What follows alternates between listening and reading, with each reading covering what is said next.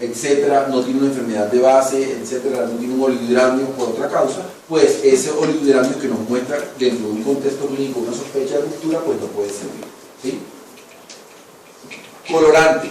Es una prueba, la prueba de colorante es una prueba que casi no utilizamos, pero es de las que más sensibilidad tiene, y consiste en introducir una aguja a través del abdomen, perforar el útero y meter un colorante en la cavidad abdominal, ¿sí?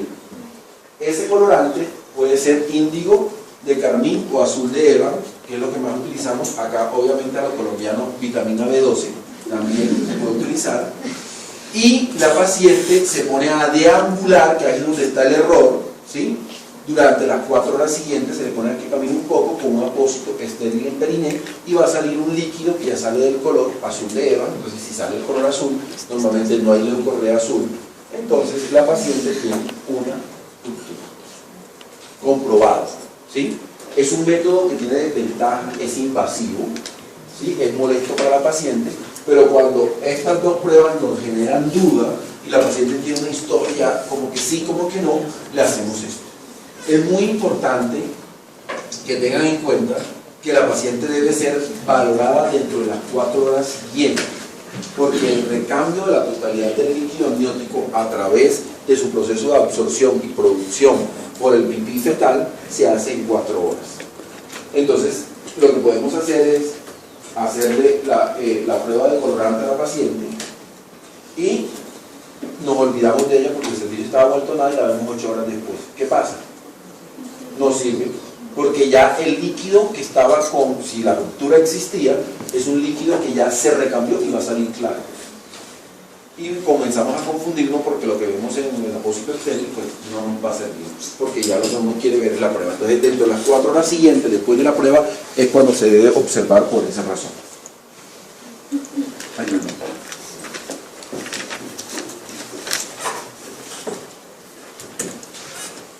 Bueno, el diagnóstico diferencial, que era lo que les mencionaba, la leucorrea, más conocida, a veces se presenta en algunos libros como la descarga vaginal, que es lo mismo.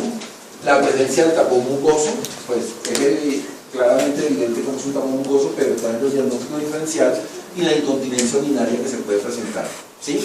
Hay pacientes que se hacen pipí en el embarazo y la paciente, y no, que sí, porque le da pena, no, eso no, yo no me hice pipí. Yo, tranquila, relájate, eso puede ser normal, ¿sí? En el embarazo eso puede pasar. Entonces la paciente comienza a estresarse y niega que se hizo pipí, y usted se da cuenta pues que sí pudo haber hecho por la incontinencia. El problema es que uno se queda haciendo pipí después, o sea, eso sí, pero en condiciones normales eso puede pasar.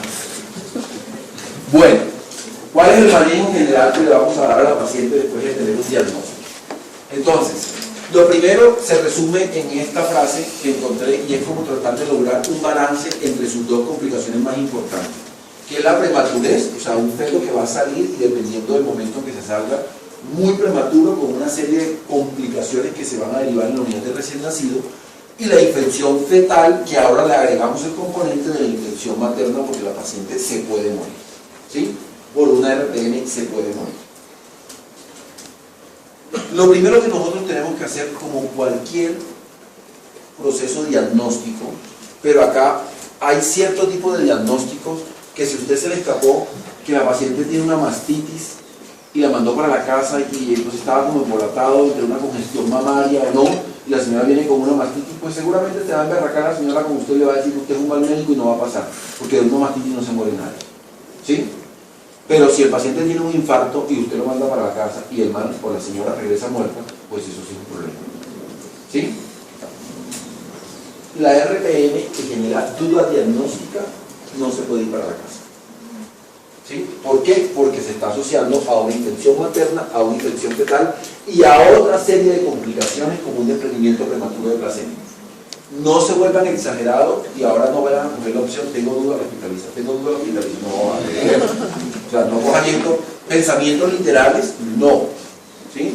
Pensamiento literal tiene mi hijo que tiene 7 años, pero ustedes tienen que tener una herramienta de decir, con criterio, no tiene RPM, se va para la casa. Tengo duda, que es un porcentaje chiquito, se queda hospitalizada. No tengo duda, se queda hospitalizada, pero no la medicina de la inseguridad. Tengo duda, se queda hospitalizada. No. Pero si tienen duda, se queda hospitalizada. ¿Cuál es la edad gestacional? Les voy a contar una historia para que no cometan esos errores. No les dé pena en la vida decir no sé. No les dé pena en la vida, espero que venga el ginecólogo y la revisamos entre los dos. El lunes, cuando fue el lunes martes, no me acuerdo el lunes, bueno, en esta semana, a principio de la semana, antes de este famoso puente, estaba yo de turno, estaba un poco embolotado por cuestiones varias y dejé al grupo de internos, que a veces lo dejamos porque tenemos un problema en la clínica que estamos solucionando, y fueron internos con iniciativa. Muy bien, eso es un peligro. Llega una señora de 22 semanas, 21 o 22 semanas, por una úlcera que se le presenta en los genitales y ellos tenían duda de esa úlcera. Primer paso, perfecto. Yo salgo, voy a ver la úlcera, cometo mi error, porque yo también soy partidario de ese error. Afortunadamente estaba la super residente, y entonces veo la úlcera y le digo, tiene una úlcera que es compatible con un herpes, no hay nada que hacer, y tiene unos condilomas. Entonces yo me sentí orgulloso. Dentro de mi soberbia, el interno no hizo el diagnóstico y yo, mira. Resulta que entonces le dije a la residente, mira, mándale esto, por favor, esto, y esto, y esto, y esto, y le explicamos. Afortunadamente, cosa positiva para el interno, la historia no la grabó. La dejó hecha, muy mal hecha, ¿sí? Pero la dejó sin grabar. Y me fui con el junior a revisarle su tema, que está un poco intenso, pero ya me estoy poniendo serio con el junior. Entonces me fui con la residente y dije, Evelyn, como ya Evelyn llegó al hospital, le dije, voy haciendo cositas y voy revisando el tema. Y la doctora Evelyn me llama y me dice, doctor, la señora, el bebé está muerto. ¿Sí? Y la señora llegó a la 1 de la tarde. Entonces ella tenía un bebé vivo mentalmente desde la 1 y a las 5:30 nos toca decirle, su bebé siempre ha estado muerto, porque siempre estuvo muerto. El interno pone plantilla, error del interno, ¿sí? Copia, pega, fetocardia positiva, movimientos fetales positivos, etc. A la semana 21 los movimientos son muy embolatados. En una primigestante, primer error del interno, ¿sí? Fetocardia positiva en 120. Pues si usted no la ve, no la oye, el fonendo limitado, no te he podido oír tu bebé, de cuando venga el ginecólogo lo vamos a oír. Diferencia, ¿sí? Entonces les recomiendo eso. Lo que no sepan es que ustedes no están obligados a saberlo todo. ¿Saben qué? Deje que venga el ginecólogo, te vamos adelantando la historia, pero falta que empezamos. ¿Sí? Error garrafal, era empleada de la clínica. Ahí tenía la historia. Entonces yo dije, Dios mío, porque me tuvo que haber pasado esto a mí, porque a mí. Pero entonces yo dije, eso es un mal pensamiento porque se lo estoy deseando a otro. Está bien, me pasó a mí. Porque es el típico pensamiento que uno dice, ¿por qué me pasó a mí? Entonces está pensando, ojalá que pasara a otro. Pues no. Pero por favor, si no saben, y vétanse esto en serio. O sea, un chino que está muerto y estaba vivo, eso es un bollo. No pasa nada, no sé, no le oigo, no veo nada, esos ecógrafos no veo, listo, pero me estaban metiendo en un bollo. Obviamente hubo culpa mía, yo lo asumo, ¿sí? Pero el interno es un tipo que se va a graduar. Entonces no puede ser, hoy soy interno, me da el diploma, hoy soy médico. O sea, te la tienes que comenzar a creer desde ya y actuar con responsabilidad desde ya, no cuando te entregan el cartón. ¿Sí me entiendes? Ese era un break. Bueno, si tiene dudas, se hospitaliza de 24 a 48 horas y salimos de la duda. ¿Listo? Que hasta yo también puedo tener la duda. O sea, eso no, cualquiera puede tener la duda. ¿Cuál es la edad gestacional mejor? Cuando yo tengo una RPM que ya decido hospitalizarlo con duda o sin duda, porque la duda podría terminar en positiva, duda positiva, o sea, secreta, tengo que saber la edad gestacional. Y ahí es cuando viene la primera clase que dieron. Hago uso de la ecografía del primer trimestre, preciso esa ecografía, porque aquí días, semanas, cambia la diferencia en el manejo. Entonces no puede ser que tengamos una RPM, es que tiene como 34 o 34. Entonces eso es muy importante que lo tengan claro, y ahí deben siempre revisar las primeras ecografías, la FUR, el Q-Calculate y toda la vaina que revisan. ¿Cuál es la condición fetal? Uno puede tener una RPM y hospitaliza y el chino está llevado. ¿Sí? Puede estar en un estado fetal no satisfactorio. Entonces, Resulta que tenemos diagnóstico, pero se nos olvida que tenemos que tener diagnóstico de bienestar fetal, por lo tanto el uso de la monitoría acá es clave, el Doppler, la ecografía obstétrica, dependiendo de la edad gestacional. Ahorita vamos a hablar un poquito de eso. Existe el trabajo de parto, es importante saber en la RPM si está en trabajo de parto o no, porque se puede asociar a otras cosas. Existe coriamnionitis clínica en ese momento. La coriamnionitis vamos a hablar casi nada, porque en parto pretérmino hablamos de eso. Y si tiene metrorragia o no, si tiene sangrado en el momento. Esos son puntos claves en el momento en que ingresamos a una paciente. El diagnóstico equívoco hay que hospitalizarlo. Ahora vamos a hablar un poquito de cada uno de esos puntos claves cuando decidimos hospitalizar o con la conducta que estamos tomando acá en el manejo. La paciente se hospitaliza, se pone a deambular de 24 a 48 horas con descanso, ¿no? No es 48 horas caminando. Apósito estéril, si es negativo en esas 24 a 48 horas, salida. Eso es para que se despierte. Historia de salida de líquido, si tiene un oligohidramio, ojo con esto. Si la duda cada vez se va volviendo más positivo, aunque al final no tenga RPM, debo comenzar el manejo completo. ¿Sí? Si la duda me dice, oiga, le hago una ecografía, tiene líquido bajito, comiéncele el manejo de RPM. No siga buscando, o sea, profundice en el diagnóstico final, pero comience a hacer el manejo desde el momento en que un punto le está saliendo favorable a que sí tenga el RPM, porque no puede perder tiempo. Porque el periodo de latencia se va a prolongar siempre y cuando yo comience el manejo. ¿Sí me hago entender?